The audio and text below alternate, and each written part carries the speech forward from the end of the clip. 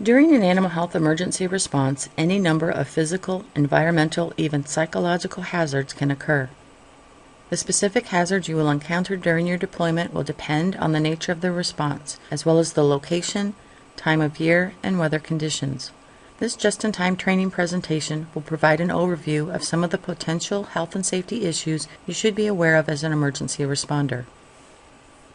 Some of the more common health and safety issues during a response are the various physical hazards that may occur while performing response activities. These can include animal-related incidents, musculoskeletal injuries, slips, trips or falls, and fatigue. Any animal health emergency will involve interactions with animals. These encounters can lead to any number of injuries, from kicks, crushing injuries, as well as bite and scratches. If a zoonotic disease, a pathogen of animals transmissible to humans, is involved, there can also be potential threat to you or other responders. Other situations can include the presence of aggressive dogs when visiting premises, such as for surveillance activities. Preventative measures for animal encounter situations involve remaining alert, implementing proper restraint and handling procedures, and when possible, avoiding the hazardous situation until additional assistance can be obtained. Musculoskeletal injuries such as strains, sprains, or ergonomic-related injuries can also occur. These injuries may occur after repetitive incident tasks such as maintaining awkward postures during the collection of large numbers of blood or tissue samples, conducting administration of multiple vaccinations, or the use of high hand force while restraining animals. Additionally, musculoskeletal injuries may occur following heavy, frequent, or awkward lifting procedures.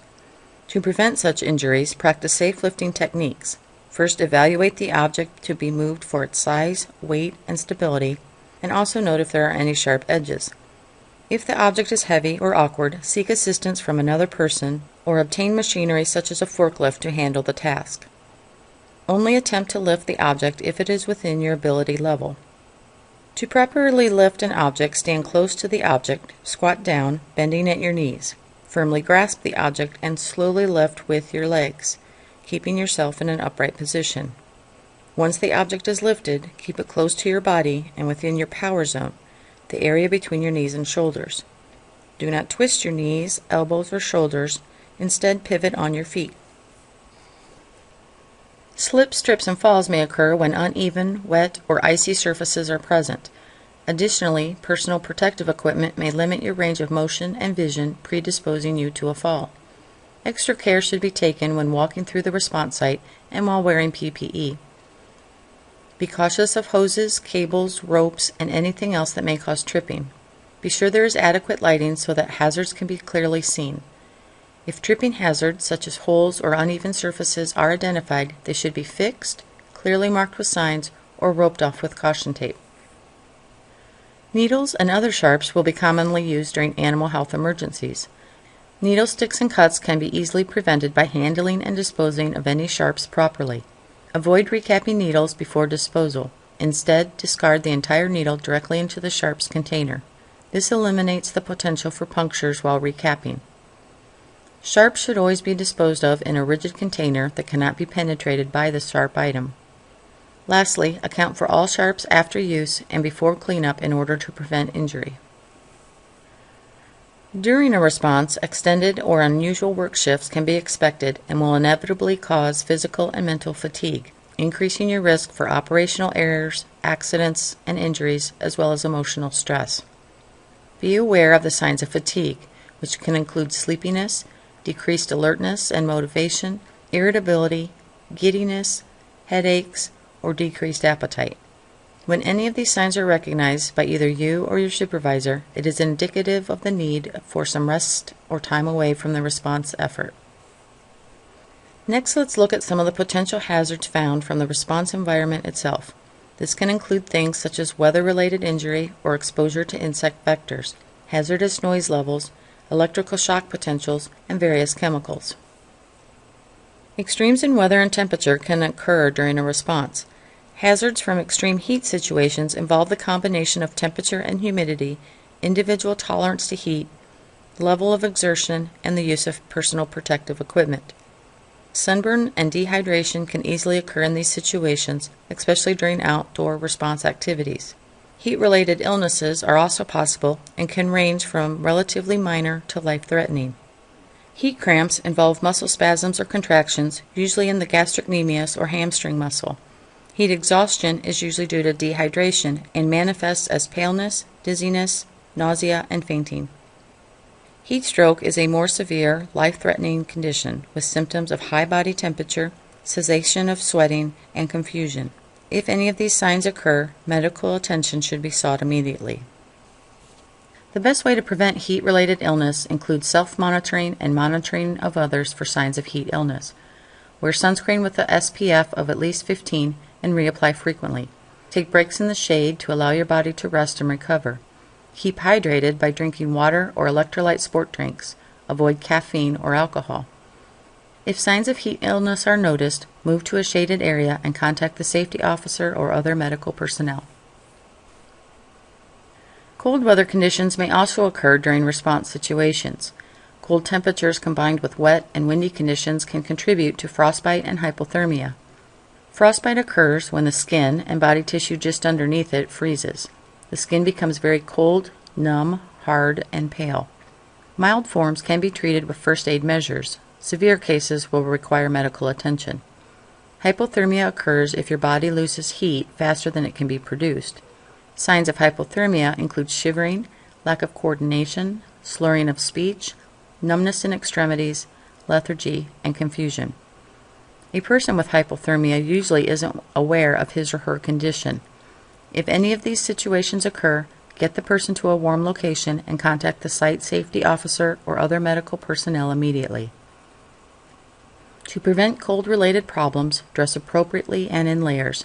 Keep hands, ears, and face covered as these areas are especially prone to frostbite. Stay as dry as possible and avoid overexertion or sweating. Most animal emergency responses will occur in outdoor settings. Depending on the season, bites and stings from insects such as flies, mosquitoes, or ticks can occur. In addition to the physical trauma caused by these encounters, some insects may also transmit vector-borne diseases such as West Nile virus or Lyme disease. Preventative measures include applying repellent products containing DEET or preparedness. Additionally, wearing long sleeves and long pants, which are tucked into boots, can minimize exposure areas to these vectors. Noise is another common environmental hazard at a response site and can come from any number of sources, including heavy equipment, power tools, or animal vocalization. Exposure to loud or prolonged noise can cause permanent hearing damage. Noise is measured by decibels adjusted, or dBA. The figure shows the various noise levels generated by common activities. 85 dBA, or decibels adjusted, for 8 hours is considered hazardous. To roughly gauge noise levels of particular situations, hazardous levels are probable when holding a conversation or hearing another responder is difficult at 3 feet or arm's length. If entering loud situations, ensure some type of hearing protection is used. Another potential hazard at the response site is electrical shock. Power equipment, cords, or possibly downed power lines may be present at response sites and can result in serious injury or death from shock or electrocution. Prevention measures include inspecting all cords and cables prior to use. Do not use damaged cords or cables. Use caution when using power tools or equipment in wet conditions. If downed power lines are noted, assume they are alive and avoid them until they can be removed. Any number of chemical exposure hazards may also be present. Exposure to animal waste gases can be encountered when entering enclosed animal facilities. Carbon monoxide released from gas-powered tools can build to hazardous levels when used in confined spaces. Some disinfectants, when aerosolized, such as during preparation or application, can cause mucous membrane or respiratory tract irritation. Remain vigilant of potential chemical exposures, especially when entering confined or enclosed places. Wearing respiratory protection can minimize some of the risk of exposure. In addition to physical and environmental hazards, psychological impacts can also occur during an animal health emergency. Responding to emergencies can be stressful. Long, unusual hours, physical demands, and emotional stress can affect responder mental health. This can manifest in a variety of ways. Physical symptoms of stress include fatigue, nausea, dizziness, headaches, and a high heart rate. Cognitive symptoms include disorientation or confusion, memory problems, or nightmares. Emotional signs include anxiety, guilt, grief, denial, panic, fear, or irritability. Finally, stress may cause changes in behavior, such as anger, withdrawal, emotional outbursts, as well as drug and alcohol abuse and depression.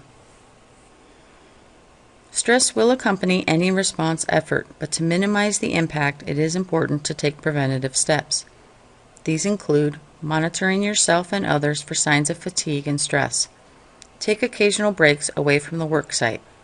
Recognize and accept things you cannot change, such as changes in command, equipment failures, or the event itself. Maintain a schedule that is as normal as possible when it comes to eating, drinking, and sleeping. Communicate frequently with loved ones or others on site to de-stress or take advantage of formal support programs. Even with the best planning, unforeseen situations such as fire or severe weather may arise. The safety officer is responsible for creating emergency and contingency plans specific for these incidents during the response. If it is decided that evacuation is in order, you should go immediately to the predetermined location where all personnel can be accounted for.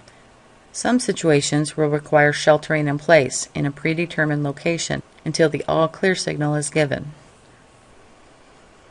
Fire or explosions may be an unanticipated event during a response. If a fire occurs, attempt to extinguish it only if this can be done without injury to yourself or others. Fire extinguishers should be kept in all response vehicles and at all response sites. If the fire is out of control, first sound a warning alarm, then evacuate the area to a safe distance. Account for all team members. Notify the fire department and the command staff of the incident. Finally, if possible, and if it can be done safely, remove any vehicles or flammable field equipment from the area while waiting for the fire department. Severe weather is another unanticipated event that may occur during a response situation. Command staff will determine if weather conditions are severe enough to stop work. Considerations for halting work include treacherous conditions, heavy precipitation, extreme heat or cold, lightning, or flooding potential. Let's look at the roles and responsibilities for health and safety issues during a response. While protecting the health and safety of personnel assigned to an emergency response is everyone's responsibility, management and monitoring of a safe working environment for all responders is done by the safety officer.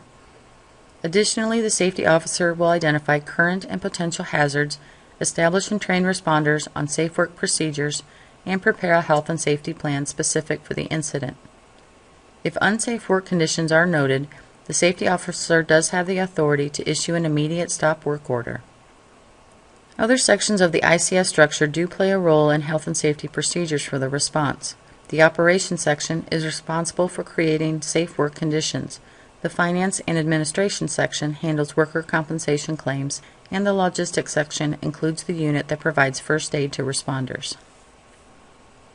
As a responder, your responsibility involves following all established health and safety procedures. Report all injuries, accidents, or near misses. Additionally, report any unsafe conditions or safety concerns to your immediate supervisor. Maintain constant awareness of your surroundings for hazards. Monitor yourself and other responders for changes in health conditions, especially when wearing personal protective equipment. For more information on health and safety issues during an animal health emergency response, consult the USDA FADPREP Health and Safety Guidelines. Information provided in this presentation was developed by the Center for Food Security and Public Health at Iowa State University College of Veterinary Medicine through funding from the Multi-State Partnership for Security in Agriculture.